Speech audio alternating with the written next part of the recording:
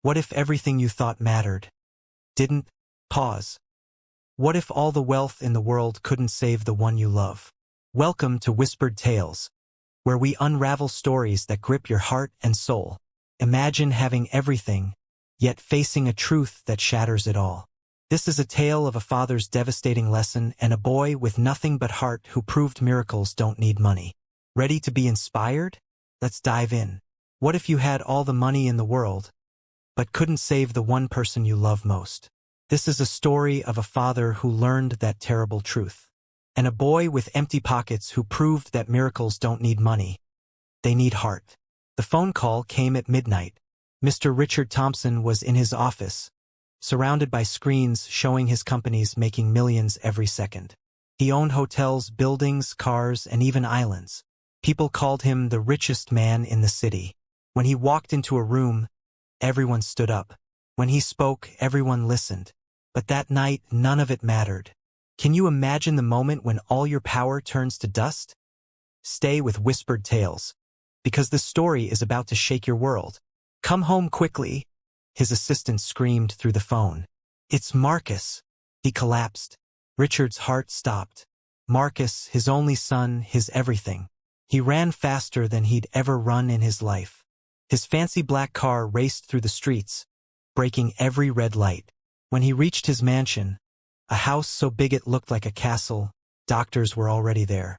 Expensive doctors, the best in the world. Richard had flown them in on private jets within minutes. But their faces told him something horrible. Inside Marcus's bedroom, machines beeped loudly. Wires connected to his son's small body. Marcus lay still on the bed, his skin pale like paper, his lips turning blue. He was only 12 years old. What's wrong with him? Richard grabbed a head doctor by his coat. Fix him. I don't care what it costs. The doctors looked at each other nervously. Finally, one of them spoke, his voice shaking. Mr. Thompson, your son has a very rare sickness. We've never seen anything like it. His body is shutting down. Then do something, Richard shouted. Give him medicine. Do surgery. I'll pay anything. The doctor swallowed hard. Sir, there's no cure. Not yet. We've run every test. Called specialists from 5 countries.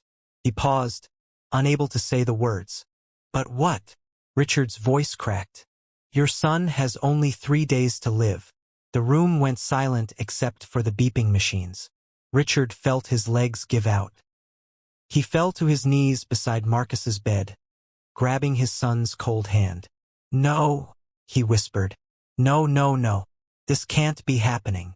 For the first time in his powerful life, Richard Thompson felt completely helpless. He owned half a city. He could buy anything, but he couldn't buy more time for his son. Marcus's eyes opened slowly. They were tired. So tired. Dad, he whispered weakly. Am I dying? Richard couldn't speak. Tears fell down his face. Tears he'd never cried before.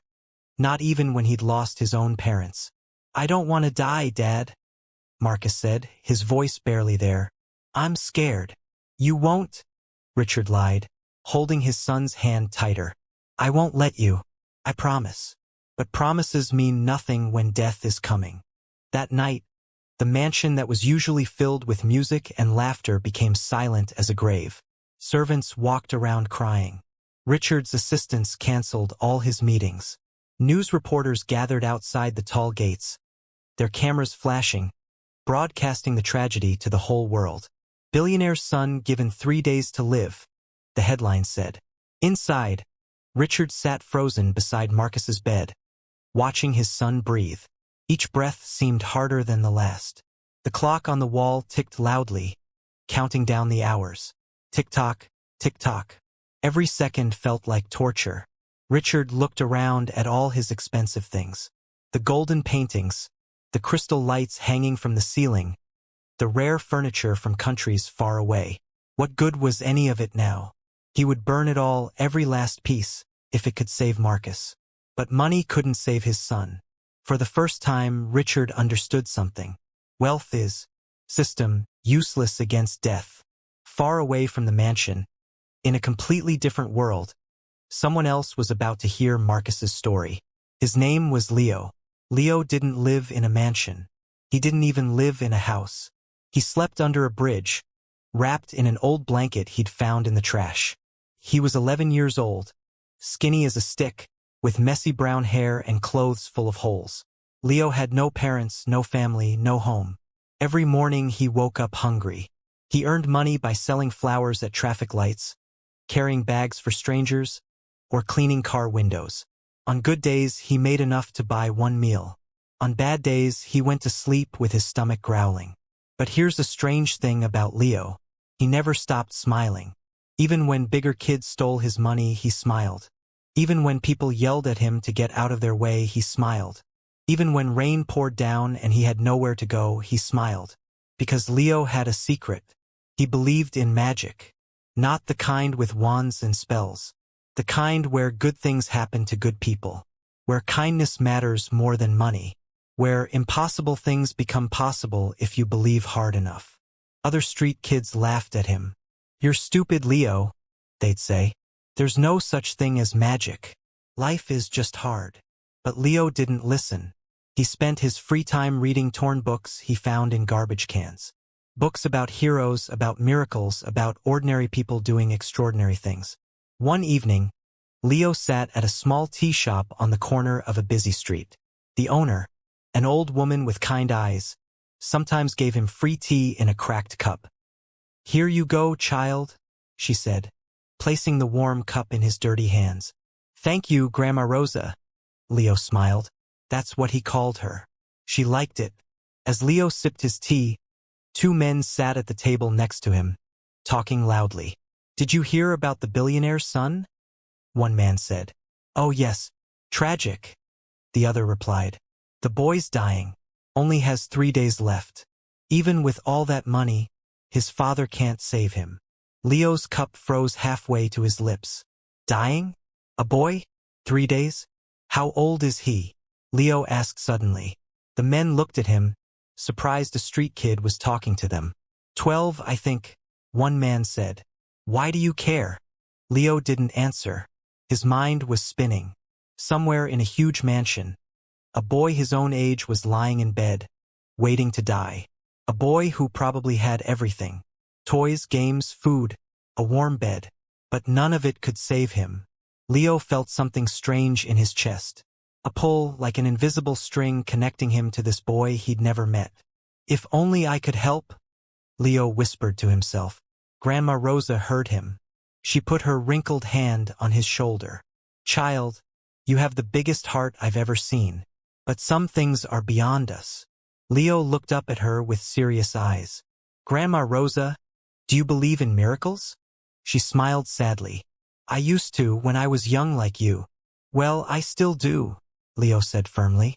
He stood up, leaving his half-finished tea. "And I think that boy needs one. What would you do if you had nothing but believed in everything?" Stay with Whispered Tales, because Leo's about to show us what true courage looks like. "Where are you going?" Grandma Rosa called after him. But Leo was already running down the street, his bare feet slapping against the wet pavement. He didn't know how. He didn't know why. But something inside him, something powerful and sure, told him he had to find Marcus Thompson. That somehow a poor street kid with nothing could save a rich boy who had everything. The impossible was about to become possible, and Leo was ready to fight for it. The next morning, Leo stood outside the biggest hospital in the city.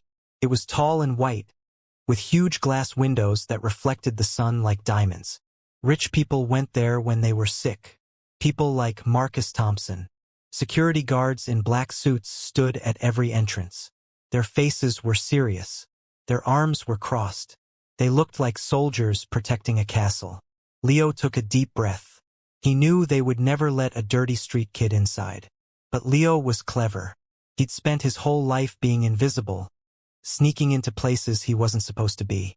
He watched and waited. When a delivery truck arrived with food, Leo slipped behind it. When the guards turned to check the truck's papers, Leo ducked low and ran through the doors.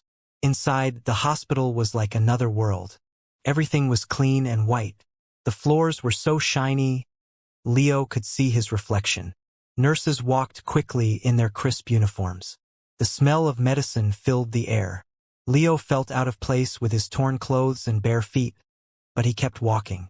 He asked a cleaning lady, "Excuse me, where's Marcus Thompson's room?" The lady looked at him suspiciously. "Top floor, but you can't just—" Leo was already running to the stairs. He couldn't use the elevator. Too many people would see him. He climbed 5 flights of stairs, his legs burning, until he reached the top floor. And there it was, room 507. 2 more guards stood outside the door. Leo's heart pounded. How would he get past them? Then he noticed a food cart in the hallway. Without thinking, he grabbed a white coat hanging nearby and put it on. It was huge on him, hanging past his knees. He pushed the food cart toward Marcus's room, keeping his head down. "Breakfast delivery," Leo mumbled. The guards barely looked at him. They opened the door. Leo was in. The room was enormous. Machines surrounded a huge bed in the center. And there, looking tiny in the middle of all those white sheets, was Marcus. He looked even worse than Leo had imagined. His skin was gray. Dark circles surrounded his eyes. Tubes ran from his arms to bags of clear liquid. The machine beside him beeped steadily, counting his heartbeats. Leo stood frozen in the doorway. Marcus's eyes opened slowly. They were green like leaves in spring, but so tired. Who are you?" Marcus's voice was barely a whisper. Leo swallowed hard. "I'm Leo. I came to help you." Marcus tried to laugh, but it came out as a weak cough. "Help me? The best doctors in the world can't help me. How can you?" Leo walked closer. Up close, he could see Marcus was just like him. Just a kid who was scared. "I don't know yet," Leo admitted. "But I couldn't just do nothing." For a moment, they stared at each other.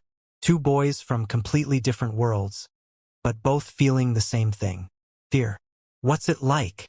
Marcus asked suddenly. "Living on the streets?" Leo blinked. "What?" "I can tell from your clothes," Marcus said. "You don't have a home, do you?" Leo shook his head. "No, but it's not all bad. I get to see the sunrise every morning. I have freedom, and I meet interesting people." "I've never seen a real sunrise," Marcus said sadly. "I've always been too busy with tutors and lessons and business meetings Dad makes me sit in. I have everything, but I've never really lived." "And I have nothing," Leo said softly. "But I live every day like it's an adventure." They both smiled at the irony. Then Marcus's smile faded. "I'm going to die, Leo. In 3 days, maybe less." "No," Leo said firmly. "You're not." "How do you know?" "Because I won't let you." Leo grabbed Marcus's hand. It was cold and weak, but Leo held it tight. "I promise you, Marcus. I'm going to find a way to save you." Marcus's eyes filled with tears. "That's impossible." "I believe in impossible things," Leo said with that bright smile of his. "And starting today, you're going to believe too." For the first time in days, Marcus felt something he thought he'd lost. Hope. But then the door burst open. Richard Thompson stormed in, followed by 2 guards. "Who are you?" Richard demanded, staring at the strange boy in an oversized coat. "How did you get in here?" Leo stood up straight, even though his knees were shaking. "My name is Leo, sir. I came to help your son." "Help him?" Richard's voice was sharp. "Are you a doctor?" "No, sir." "A scientist? A specialist?" "No, sir. I'm just me." Richard's face turned red with anger. "Guards, remove this child immediately." "Wait!" Marcus cried out from the bed. "Dad, please. He's my friend." "Friend?" Richard looked shocked. "You just met him." "I Billy know," Marcus said, his voice getting stronger. "But he's the first person who didn't look at me like I'm already dead. Please let him stay." Richard looked at his son, then at Leo. Finally, he sighed. "Fine, but don't give my son false hope. Hope can hurt worse than truth." Leo met Richard's eyes. "What if hope is the truth?" Richard didn't answer. He just turned and left the room. That night, Leo snuck out of the hospital. He couldn't stay. The guards were watching too closely. But he'd made a promise. And Leo always kept his promises. He walked through the dark streets, thinking hard. Where could he find a cure that doctors couldn't? How could he save Marcus? Then he remembered something. A story Grandma Rosa had told him once about old healers who lived far from the city. Healers who used plants and herbs instead of pills and machines. Healers who knew secrets that modern doctors had forgotten. That's it, Leo whispered to himself. The next morning, before the sun came up, Leo left the city. He had no money for a bus or train, so he walked. He walked along dusty roads, through small villages, asking everyone he met, "Do you know any healers?" Most people shook their heads. Some laughed. "Healers? That's old superstition, boy. Go to a hospital." But Leo kept asking, kept walking. His feet hurt. His stomach was empty, but he couldn't stop. After 2 days of walking, he reached a tiny village at the edge of a dark forest. The people there were different. They wore simple clothes and lived in small houses. An old man sitting outside a tea shop noticed Leo. "You look lost, child," the old man said. "I'm looking for a healer," Leo said breathlessly. "Someone who knows about rare sicknesses. Someone who can do what doctors can't." The old man's eyes grew serious. "There is one, deep in the forest. They call him the Keeper. But the journey is dangerous, and he doesn't help just anyone. Please," Leo begged. "My friend is dying. I have 1 day left to save him." The old man studied Leo's face. He saw something there, something pure and true. "Follow the river into the forest. Walk until you hear the waterfall. The Keeper's house is there. But be warned, he will test your heart." Leo didn't waste a second. He ran toward the forest. The trees were so thick that sunlight barely reached the ground. Strange sounds echoed around him. Birds, insects, animals he couldn't name.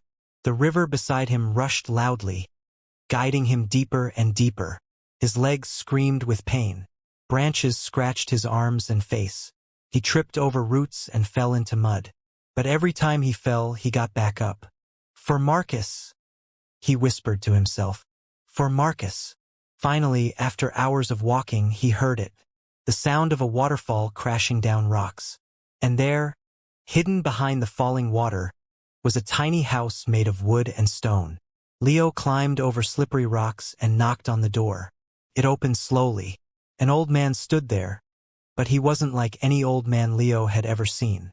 His eyes were sharp and bright, like he could see right into Leo's soul. His long white beard touched his chest. Strange plants hung from the ceiling behind him, and the air smelled like earth and flowers. "Why have you come, boy?" the Keeper asked. His voice was deep and powerful. Leo fell to his knees, exhausted. "Please, sir, my friend is dying. He has 1 day left. The doctors gave up, but I can't. I won't. Please, if you know anything, any cure, please help me." The Keeper stared at him for a long, long time. Then he asked, "This friend of yours, is he rich?" "Very," Leo said honestly. "And you are poor." "Very," Leo said again. "So why do you care? What will you gain by saving him?" Leo looked up, confused. "Gain? Nothing. I can't watch him die when maybe, just maybe, I can do something." The Keeper's face softened. He disappeared into his house and returned holding a small leather pouch. Inside were dried leaves that glowed faintly, like they held tiny pieces of moonlight. "This plant is called silver breath," the Keeper said. "It blooms once every 10 years in the deepest part of this forest. Can cure almost anything. But," he paused, "it only works if given with a pure heart. If your intentions are selfish, it becomes poison." Leo took the pouch carefully. "My heart is pure. I promise." "Then go, boy. Run. Your friend has very little time left." Leo didn't say thank you. There was no time. He turned and ran back through the forest, faster than he'd ever run before. The sun was setting. Marcus had 1 day left, maybe less. Leo's body screamed for rest, but his heart pushed him forward. He ran through the night, through the forest, past villages, back toward the city. The lights of the city appeared in the distance just as the sun began to rise. Leo ran harder. "I'm coming, Marcus. I'm coming." Leo's feet were bleeding. His lungs burned, but he could see the hospital now, just 3 blocks away. He pushed through the morning crowd, ignoring the stares at his muddy clothes and scratched face. "Move! Please move!" he shouted. When he reached the hospital, the guards recognized him. "Hey, you're not allowed." But Leo was too fast. He ducked under their arms and ran straight for the stairs. Behind him, he heard shouting and heavy footsteps chasing him. He burst through the door of room 507, and his heart almost stopped. Marcus wasn't moving. Doctors surrounded his bed, working frantically. Machines beeped wildly. Richard stood in the corner, his face buried in his hands, sobbing. "No, no, no," Leo screamed. "I'm here. I found it." Everyone turned to stare at him. A doctor tried to grab him. "Security! Get this child out of here." "Wait!" Leo held up the leather pouch. "Please, this can save him." "That's enough," Richard said, his voice broken. "Don't torture me with false hope. My son is not dead yet," Leo shouted with everything he had. "Please, Mr. Thompson, please just let me try. What do you have to lose?" Richard looked at Marcus's still body, then at Leo's desperate face, then at the pouch glowing faintly in the morning light. "Everyone out," Richard said quietly. "Sir, this is highly irregular," a doctor protested.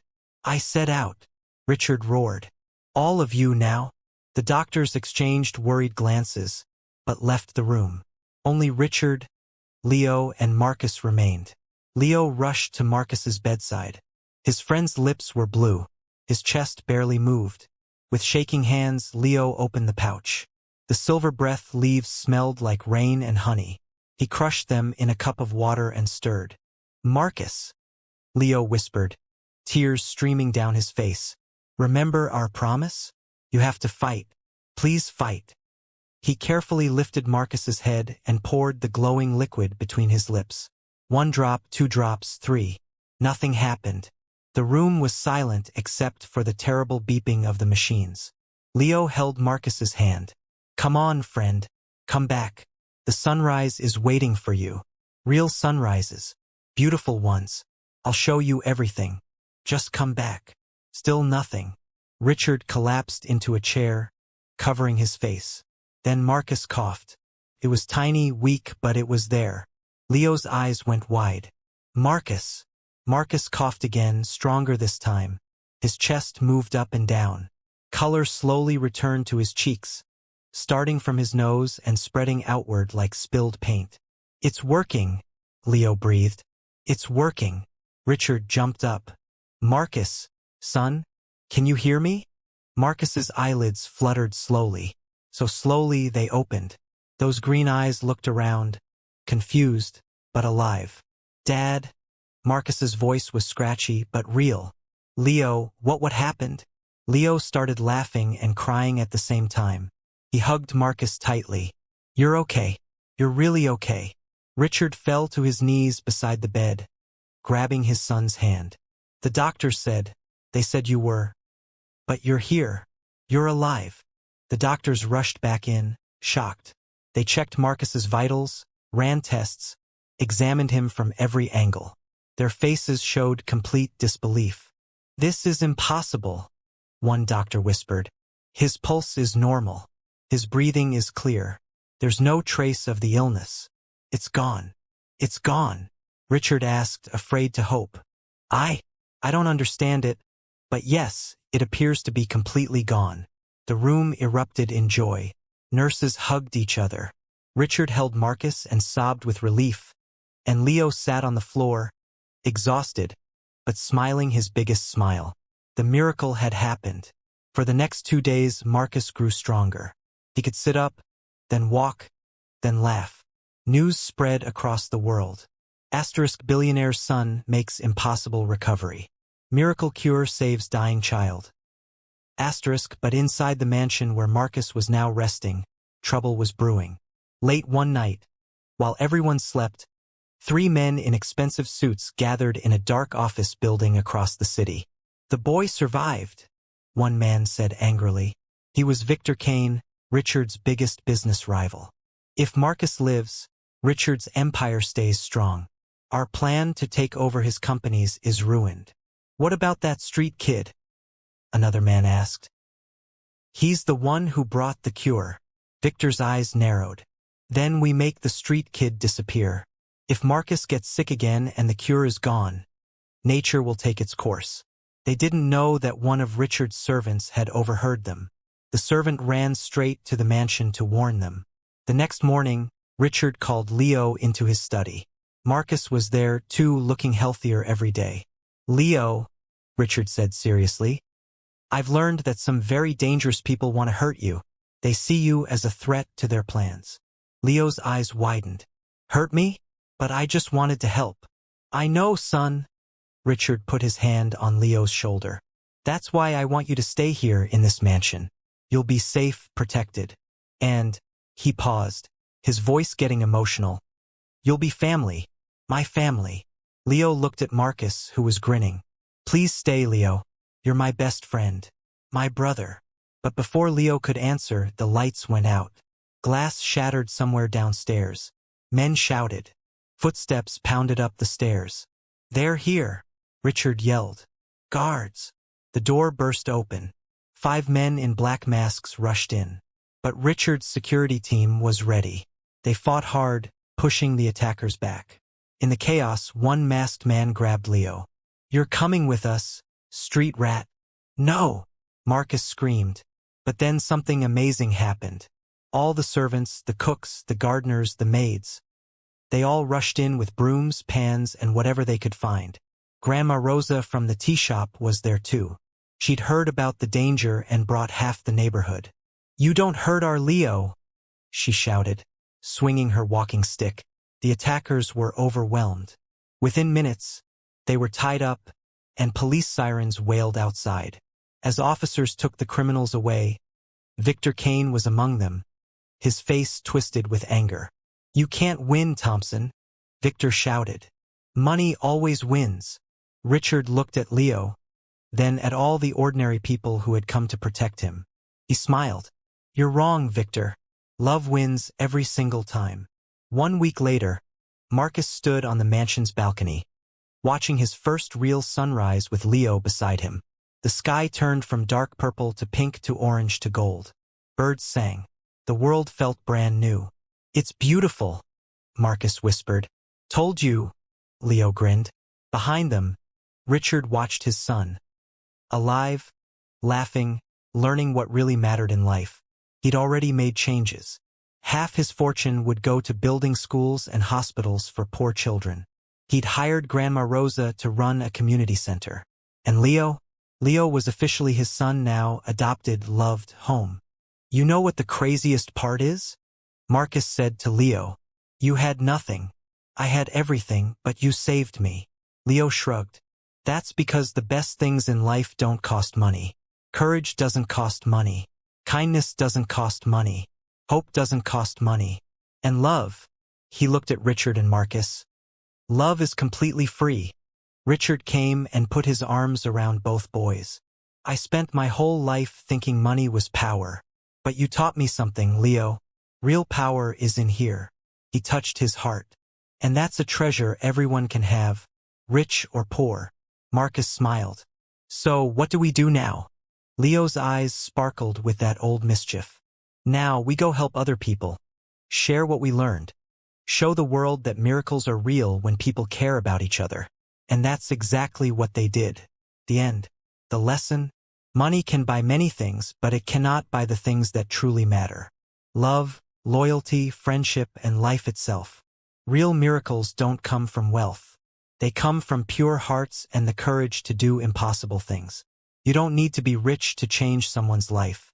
You don't